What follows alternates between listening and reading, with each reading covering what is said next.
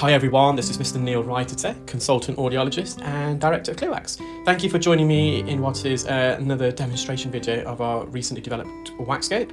Now the waxscope isn't yet commercially available, but it will be, we're anticipating early autumn, so in the next few months.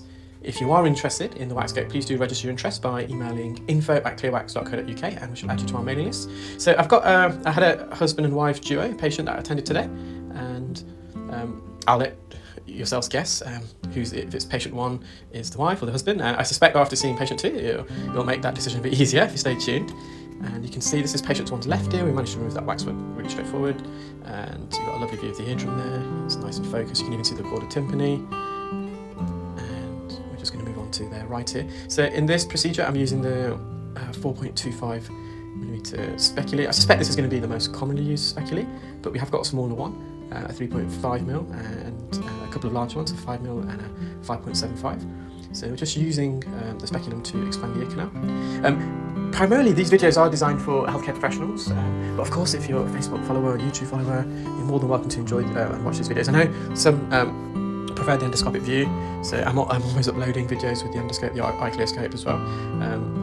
But obviously, someone who's developed the waxscope, we want to promote the product, educate my fellow colleagues on its use and its advantages. So I'm going to be trying to, it is difficult, but at present I'm uploading almost 2 videos a day, one with the waxscope, one with the iClearScope. So this is the patient one's right ear. Similarly, you've got a lovely view of the eardrum. You can just see how clear and focused the view of the eardrum is. So this is patient 2, and I believe this is starting off with the left ear, if I'm correct. So just stretching the ear wide open. I'm using the 4.25mm speculum again. I just reduced the exposure just slightly to begin with, because the wax is near the entrance, this piece of wax, because it was getting a slight reflection, but in a moment I do increase the exposure again. And all this can be done live whilst the waxscope is in situ. You can adjust the focus and the brightness. It's really straightforward to do. There is a zoom function. We're going to try and simplify the zoom function, but you can see that it's a great magnification here. And this patient 2 has got very sticky wax and very matted wax. There's also a lot of dead keratin. We know that by the consistency and the appearance, the shine this wax has. It's really glossy. When it's glossy, that's actually dead skin. Dead skin goes through a phase of almost becoming like caramel in consistency, and it also gives up a glossy appearance. And that's what this patient has in the left ear. Just use some drops just to lubricate the ear and help loosen the wax and keratin off the canal wall. Now they have got a narrow ear. They've had this wax impatchment since January, if I'm correct. They attended. I think they saw an ENT registrar, examined. Their primary purpose was to have their nasal examination. They got nasal polyps. And they were advised that they had some wax at the time, but it wasn't suffice enough to have it removed. So what I'm doing now, this is what's great about the waxscope. We're able to use a full range of ENT instruments, and you'll see that in this procedure. So there was a gap at the top, and because of the consistency, I just used the Jobson horn to remove some of the more lateral wax. So I'm going to go back in with the Jobson horn. You can see how easy it is to glide it in. We can get in and behind the wax, and slowly but surely bring this wax forwards and out of the ear. And you can see there's loads of hairs that are matte, and that might have given it away now. So patient 2, if you hadn't guessed already, is the husband, and patient 1 is the patient's wife. And the reason why I said it'll become more apparent in patient 2, if you weren't sure of whether the first ear was female or male, is typically, not always the case, but typically, in my experience anyway, and it might just be anecdotal, but men typically have more hairs, not only at the entrance of the ear canal, but also on the tragus. So the tragus is the triangular piece of cartilage just on the outside part of your ear, and a lot of men trim that. And what can sometimes happen, and that's what's happened with this patient, as they're trimming their tragal hairs, these hairs are flying loose into the ear and they're matting against the wax, which makes it a lot more difficult to remove. So it forms a matrix almost, and the wax gets tangled up in between. And so just advise the patient to just position some cotton wool, not to push it in the ear, but just seal the entrance whilst they trim their ear hairs, and that should help. So slowly but surely, we're just separating this wax from the canal wall. I actually use, at the clinic we've got an ENT microscope, and I used that the other day as well, and in terms of magnification and the clarity of view, I think the waxscope, at least in terms of my ENT microscope, really stood up firmly against it. It was quite amazing actually. So the more and more we're using the waxscape, the more the benefits I'm realising. And in fact, today I had a full clinic, all with wax removals, and I managed to use the waxscape with all the patients today. It can be easy for me to revert to the endoscope because I'm so used to it, but I'm starting to really enjoy using the waxscape now. It has got different benefits. It's got different, in terms of the magnification at least. I mean, I've got used to stretching the ear canal open with the endoscope, but of course with the speculum it does make it a bit easier. So you can see all those hairs that are matted against the wax. And so using some forceps now, just to open the jaws. I'm trying to get the jaws over some of these hairs. I'm just pulling those out.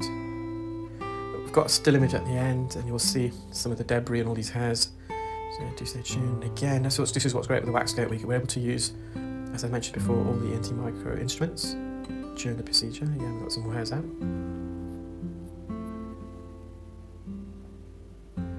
In fact, the more I'm thinking of it, the last week or so, I had loads of patients with loads of hairs in their ears and matted earwax. I've uploaded quite a few of those. Again, just using the speculum, just to stretch the ear open and straighten it. I've removed some of the hairs, so I'm just going back in with the suction probe now. There's a big bundle of hairs there that I'm removing.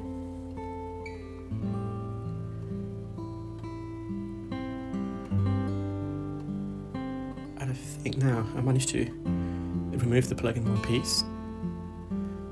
I'm just using these little circular wriggle motions to bring the wax slowly out. So that's the kind of the head of the wax, sorry. And it's that fully now out of the ear, and you can see the wax that's a bit further away, it's a bit darker, so that's oxidized. I managed to extract that from the ear canal. It's back into the ear. I'm going to straighten the ear canal and adjust the focus, and you'll see a lovely clear view of the patient's eardrum. Again, you can see all the capillaries, the blood vessels. I'm going to just have a look at the attic now in a moment. I'm going to go up just to make sure there's no retraction. Stunning view of the eardrum. And again, the patient did have quite a bendy and narrow ear canal, and that's where I think the waxscape will help delegates who struggle with the ichilioscope, the dexterity needed, the bilateral integration. So this is the patient's right ear, and similarly, there's quite a few hairs that are matted. Loads of keratin involved with this wax plug. It's quite glossy. I think I'm going to use an ear hook now. You can just see how easy it is to insert the ear hook. Just glide it at the top. I'm now going to the front part of the ear canal. I'm just trying to detach it, pull the skin adhesions away. And again, I managed to remove some matted earwax there.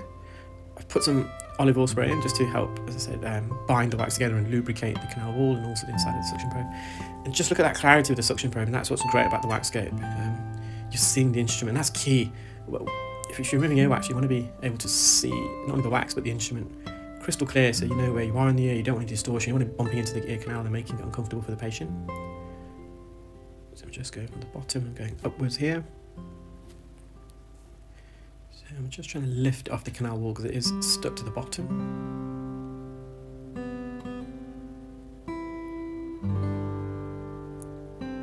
So I'm just more at the roof of the ear canal. I'm just trying to bring this wax plug downwards. You can see the motions there. I'm just getting a suction grip and bringing it down, almost tucking it under the top part of the cartilage. So the cartilage at the top is almost enveloped itself around the plug of wax. So I'm just trying to bring this under the cartilage so I can release it and then bring it forwards.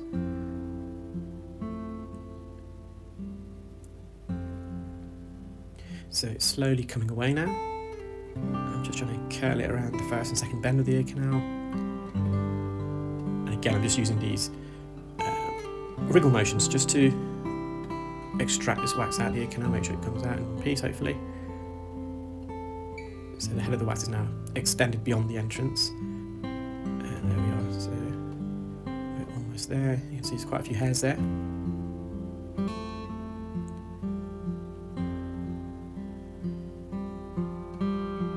With the patient's ear canal in both sides, the entrance at least was quite narrow. And that's why it's a bit of a tussle now, because the wax is halfway out. I'm just going to bring it on all the way. This is quite a large plug, and you'll see that on the still image I show at the end of the video. So we're going to go back in, and you're going to see a stunning view of the eardrum there. We're going to get the eardrum even more in focus. There we are. Even for me, afterbooking provided by the waxscape. And that's the earwax and keratin plugs and all the hairs that I extracted from patient 2. And as mentioned before, if you are interested in the waxscape, please do email info@clearwax.co.uk. Thank you.